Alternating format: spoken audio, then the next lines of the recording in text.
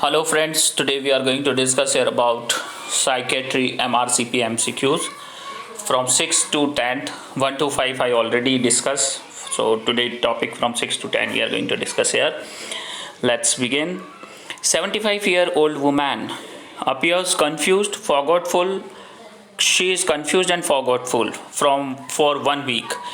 She has told that her family that her neighbors are stealing things. Neighbor is stealing things from her fridge. She says she can see them hiding in the garden. She is liable in mood, distracted and drowsy. Which is the single most appropriate investigation? CT brain, dipstick midstream urine, FBC and differential WCC, MSU, culture and sensitivity, vitamin B12 and folate level. So guys, this is an old lady and maybe her confusion, forgetfulness, irritation of mood and drowsy due to urinary tract infection. So answer, rule out dipstick midstream urine. Let's see the answer. UTI are a very common cause of delirium in elderly. Dipstick urine analysis is an easy and useful first test in any setting. In a CT brain scan is important part of full dementia screening, especially if there are any typical features. Short history of sudden decline, younger age at onset of symptoms, focal neurological signs. However, in this case, because of short onset of symptoms, visual hallucination and associated drowsiness, the more likely diagnosis in this patient is delirium. Remember, for diagnosis of dementia, you need a history symptom for at least 6 months is clear consciousness. FBC is an important part of dementia screen. The differential WCC might help point towards a diagnosis of delirium, although it is not as quick specific as the result. Now, 26-year-old woman tried to remove an electronic bug from under her skin, electronic bug from under skin, and has a deep forearm wound requiring suturing. Deep forearm wound requires suturing. She is, however, very agitated, pacing, aggression, terrifying staff. So agitated, pacing, and aggressive. Who are able to finish the job. It is decided that rapid tranquilization is appropriate in this case. Which is the single most appropriate medication to use initially? So answer here is diazepam 10-20 mg IM, diazepam 10-20 mg per oral, lorazepam 1-2 mg IM or lorazepam 1-2 mg oral, or olanzapine 10-20 mg IM. So guys, here the best answer is lorazepam 1 or 2 mg per oral. Let's discuss why. Local protocols for rapid tranquilization and control and resistance should be followed. However, it is important to use the least restrictive measure and work with the patient as far as possible to reduce risk of harm to patient and others. Per oral medication should be offered first line with escalation to IM medication only where oral medication has failed, been refused, or it's not indicated. Oral lorazepam 1-2 mg should be offered first line. In this case, IV medication should only be exceptional circumstances where immediate tranquilization is necessary. The diazepam 10-20 mg IM is not correct answer.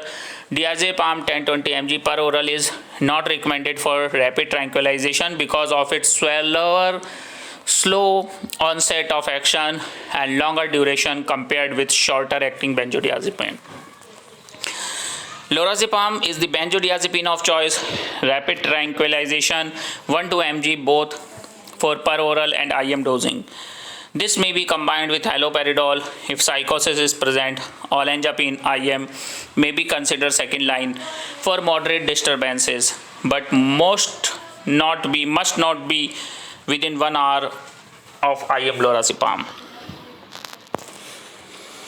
So guys, I hope it's clear why lorazepam.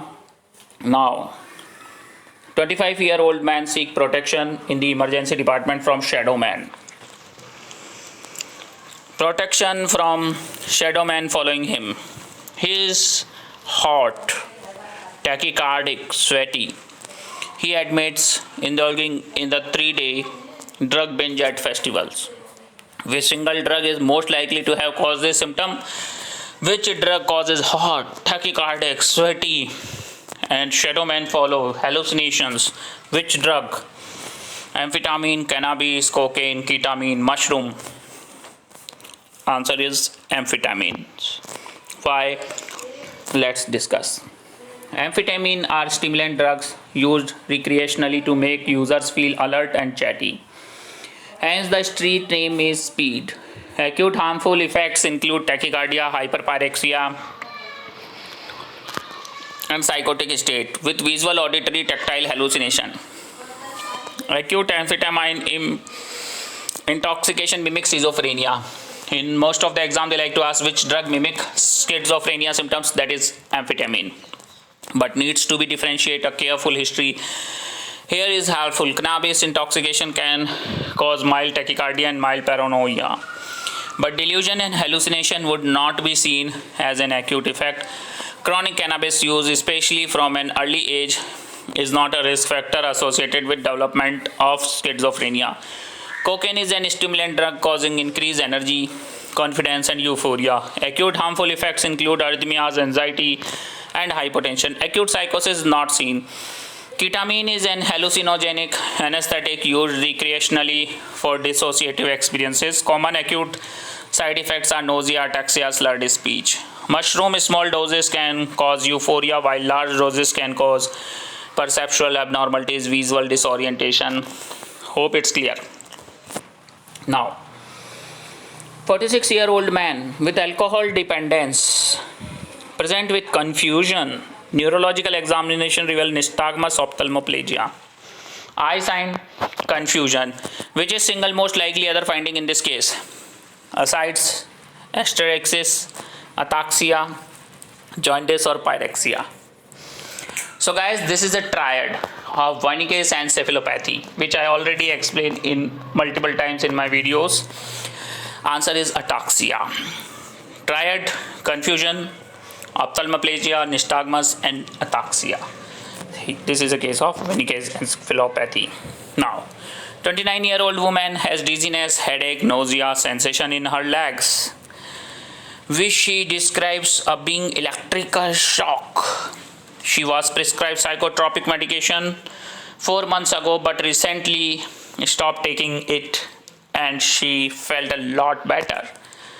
She did not consult her GP or taper off her dose, which is single most likely medication to be prescribed. Lithium, paroxetine, propranolol, QTPin, temazepam. So guys, what is this diagnosis here? Dizziness, headache, nausea, sensation in her legs, being like electric shock. This is a case of antidepressant withdrawal symptoms, or okay, so due to paroxetine due to antidepressant drug, or antidepressant discontinuation syndrome or withdrawal symptoms, same. Antidepressant discontinuation syndrome, often called SSRI withdrawal symptom. Paroxetine is the SSRI with the shortest half-life and associated with highest risk of withdrawal symptoms from stopping use. Lithium withdrawal may bring common problems such as feeling anxious, irritable, tense, restless, highly emotional, and confused. There do not seem to be physically rebound phenomena. Stopping propranolol can cause irregular heartbeats and rebound anxiety on withdrawal. Withdrawal psychosis and tardive dyskinesia are two of the most serious problems caused by withdrawal from antipsychotics and QTPin. Temazepam is an intermediate acting benzodiazepine. Benzodiazepine withdrawal symptoms include anxiety, confusion, hallucination, insomnia, cold sweat, heart palpitation, tremors, tinnitus, and detachment. So guys, all 4 options I discuss here. So if you like this video, put like on it. And if somebody is new on my channel, please subscribe this channel for more such videos. So I am going to bring here all video subject wise. Thank you.